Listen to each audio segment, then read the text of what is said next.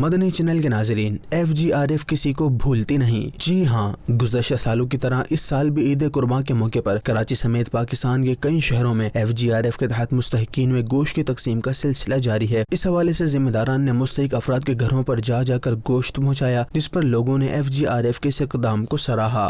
ان خوشیوں کے لمحوں میں ابراہیم کی یادیں ہیں، ان قربانی کے جذبوں میں اسماعیل کی باتیں ہیں۔ عاشقان رسول اپنی قربانیاں اللہ پاک کے راہ میں پیش کرتے ہیں، اور کئی عاشقان رسول وہ ہوتے ہیں جو دیگر ممالک میں رہتے ہیں، وہ قربانی کی سہولت موجود ہوتی نہیں ہے یا اور کوئی پرابلم ہوتے ہیں، وہ چاہتے ہیں کہ دعوت اسلام کے ذریعے گوشت تقسیم کیا جائے، تو یہ اپنی قربانیاں دعوت اسلام کے شعبے کو پیش کرتے ہیں، اور الحمدللہ شرعی تقاضوں کو ملحوظ خاطر رکھتے ہوئے الحمدللہ علماء کرام کی نگرانی میں یہ سارا کام کیا جاتا ہے، اور پھر یہ سارا گوشت الحمدللہ عاشقان رسول میں پیش کیا جاتا ہے۔ عید قربان آئی ہے، عید قربان آئی ہے، عید قربان آئی ہے، عید قربان آئی ہے۔